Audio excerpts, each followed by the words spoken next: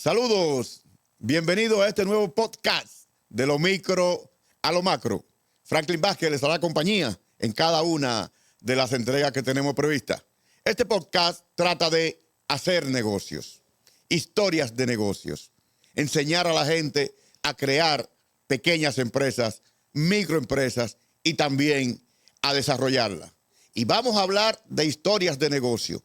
Y cuando hablo de historias de negocio es que cada entrega vamos a tener una historia de éxito, una persona que nos va a hablar de su negocio, de cómo su negocio empezó, de cómo su negocio se expandió o de cómo su negocio quebró, porque al final de cuentas, a hacer negocio se aprende tanto del éxito como del fracaso. Y vamos a tener en cada una de estas entregas invitados especiales. Y para mí es un honor tener al primer invitado, que es una persona que muchos conocen, porque es el propietario del restaurante Mesón Iberia. Estoy hablando de Julio César Ferradas, Julio César Ferradas, que quiero decir un par de elementos y detalles familiares de Julio César, que él probablemente se va a sorprender. Él es el padre de Fran Julio Ferrada, también de Iberiza y Iberita, y también de Arlete, y está casado con Palmira, ¿cierto? Cierto. Julio, bienvenidos y gracias por aceptar esta invitación, que la historia del Mesón Iberia para muchos es una historia interesante, porque ¿qué ocurre? Toda la gente piensa que uno empezó grande y que llegó a este nivel desde siempre. Entonces, queremos oír tu historia del Mesón Iberia. Y te voy a hacer algunas preguntas, pero también tú puedes abundar sin ningún tipo de límites. ¿Cómo nace el Mesón Iberia y cuándo nace el Mesón Iberia? Bueno, gracias, Franklin. El Mesón Iberia nace en un club de gallegos, una región de España, de Galicia. Mi padre y mi madre eran gallegos. Había un centro gallego que todavía existe de manera virtual, no de manera física. Estaba en la calle Alberto de Filló, detrás de los transformadores. Ahí se hacían, como te digo, actividades culturales de Galicia, se cocinaba comida gallega, hacían campeonatos de juego gallegos, se tocaba la gaita, se daba misa en gallego. Y mis padres compartían con sus amigos que eran gallegos también. ¿Qué pasa? Hacía falta, había una pequeña taberna con 6 o 7 mesas y la administraban entre ellos. Y hacía falta, se necesitaba alguien que se encargara de la operación de ese pequeño bar, restaurante.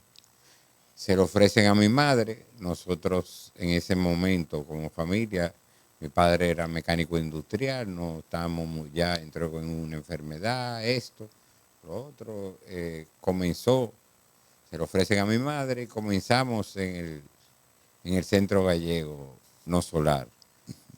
¿Cómo, Julio?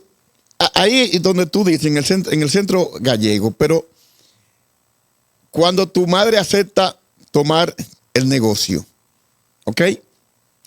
¿Cómo obtiene los primeros recursos para eso? Bueno, del mismo pequeño inventario que había y se hacía la compra diario. Ok. Pero ¿qué se da? Se da que en ese momento específico que había una comunidad de estudiantes de odontología que venían a estudiar aquí, españoles todos, las tripulaciones de la línea aérea Iberia también, entre los gallegos residentes en este país también, que en ese tiempo eran muchos, y comenzó a ir, de no ir casi nadie al club. Ellos no se dieron que podían entrar gente de fuera que no sean socios y comenzó a ir muchísima gente. Por ende, eso se llenaba casi todos los días y ahí lo que habían eran 6 mesas plásticas y una pequeña, un pequeño bar.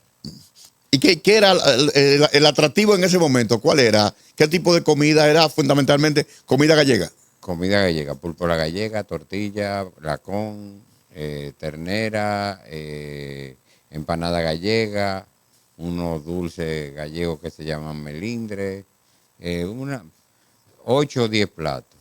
Pero la gente se sentía bien yendo al sitio. Okay. Y le gustaba la comida, le encantaba la comida. Mi madre cocinaba muy bien. Entonces, yo ahí un niño y mi hermana también, que ahora es odontóloga, comenzamos como familia, con ella y mi padre, a lo que hoy hacemos, a lo que hoy me dedico. Pero la expansión, ¿cuándo salen de ahí? ¿Y qué ocurrió para salir de ahí? La decisión. La decisión fue que como no, los que iban al restaurante prácticamente no eran socios, hubo problemas con la directiva de ese momento y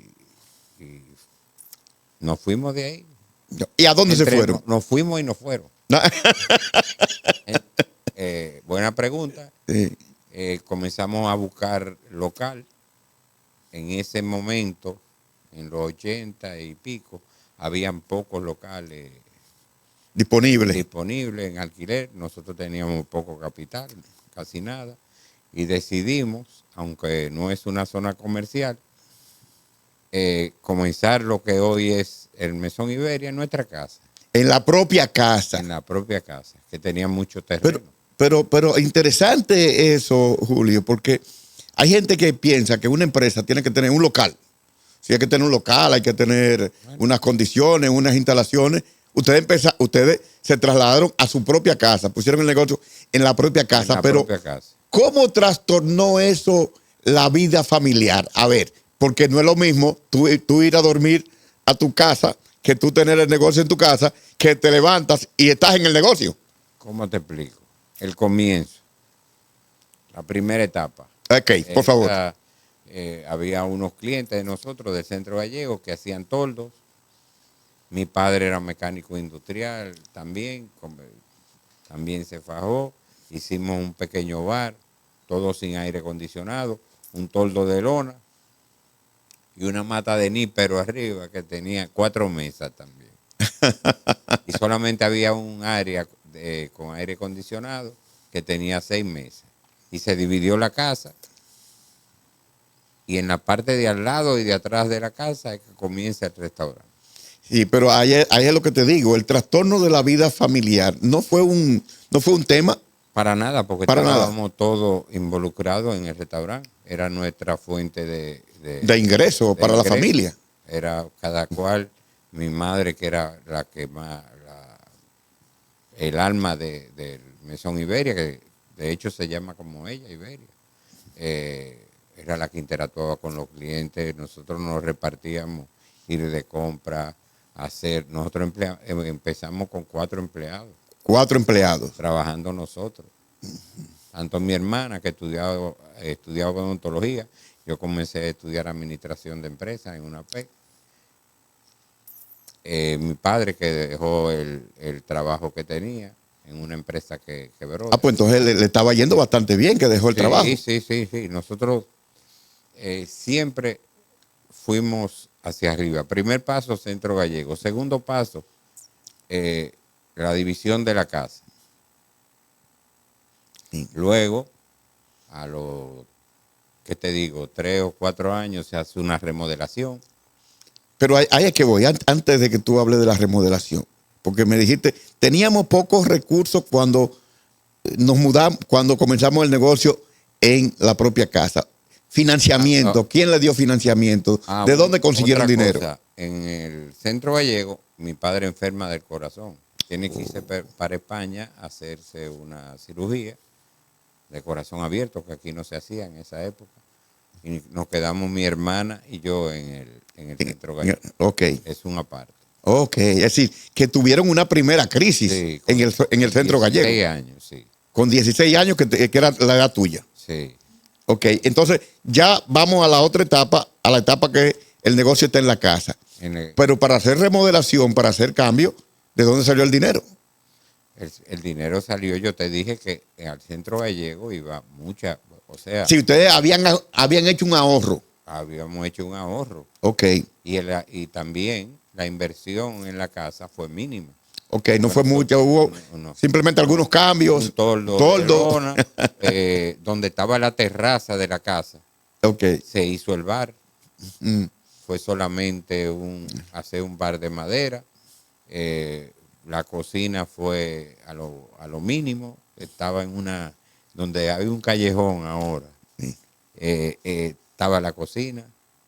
Se aprovechó todo lo que se pudo de la casa y nosotros teníamos una parte que se sacrificó de la casa.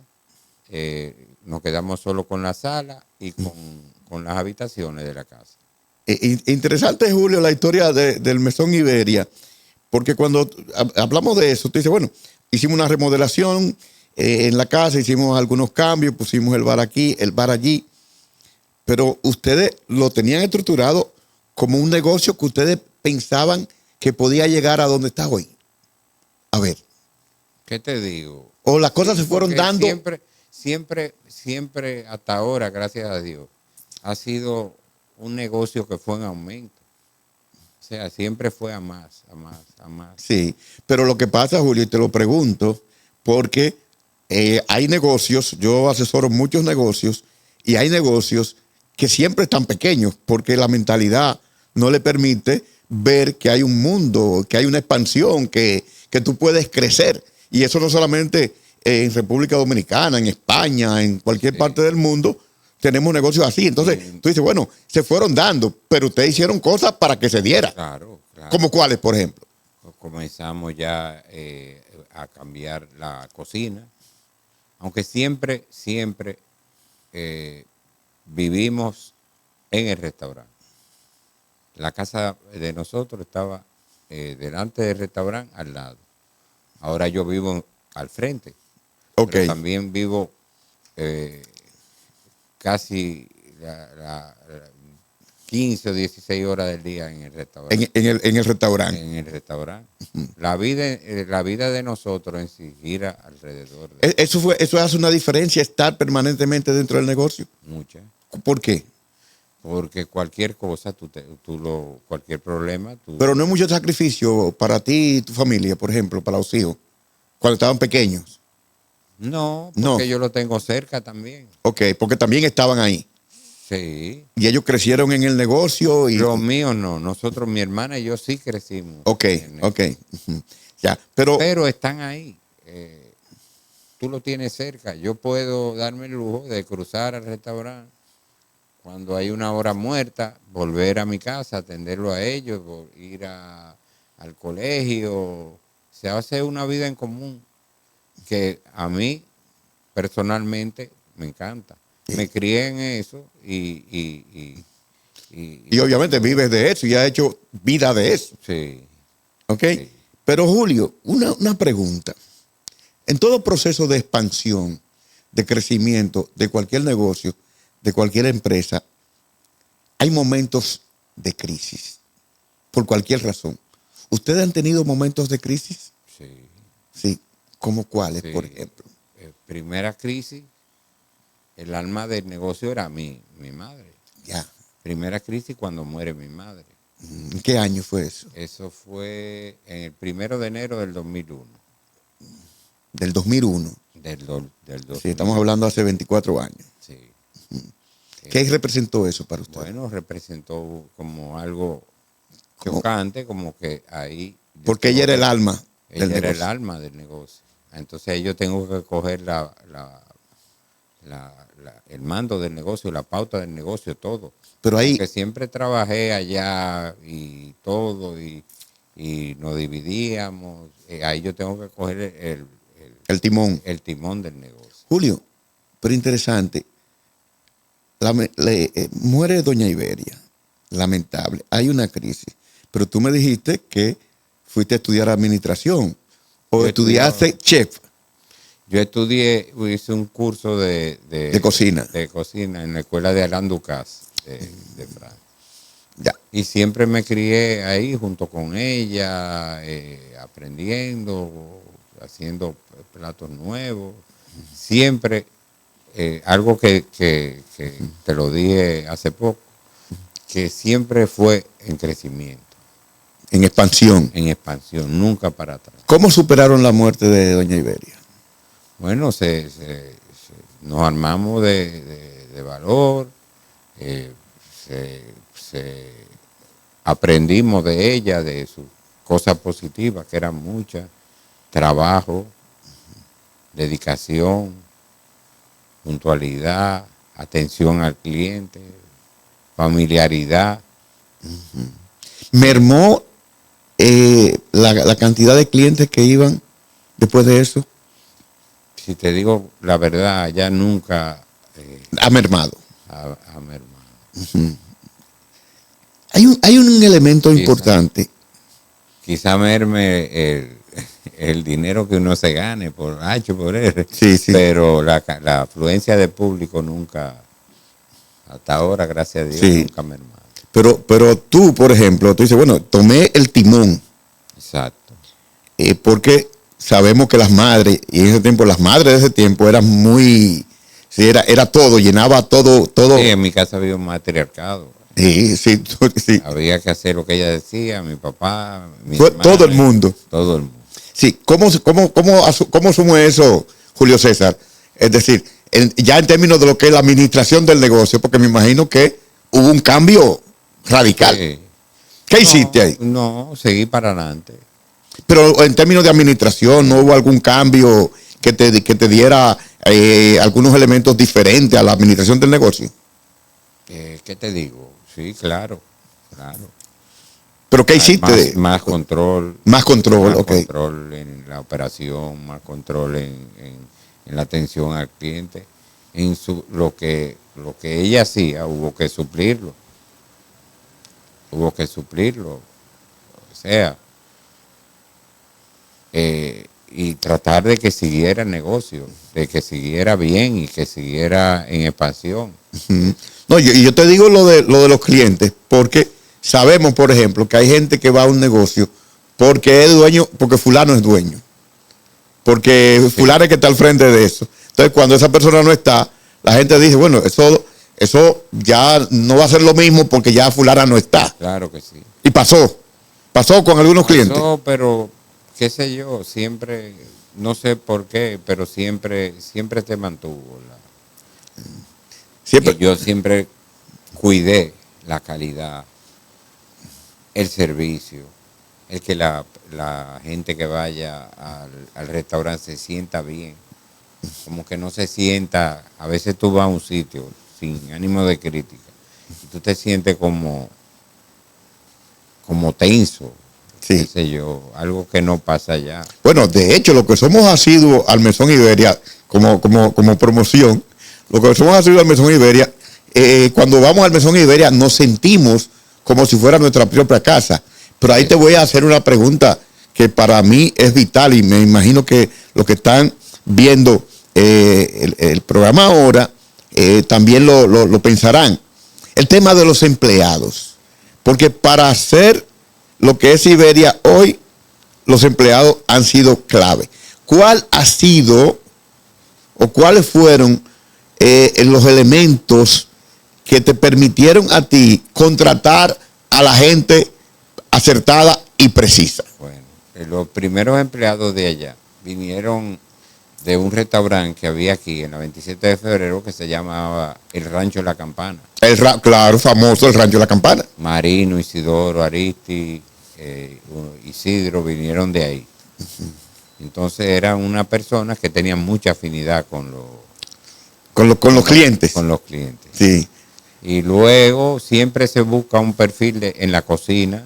Mi madre, una que trabajó en mi casa, que duró años trabajando también, personal que comenzaron fregando, se hicieron cocineros, se hicieron steward, y se formaron allá.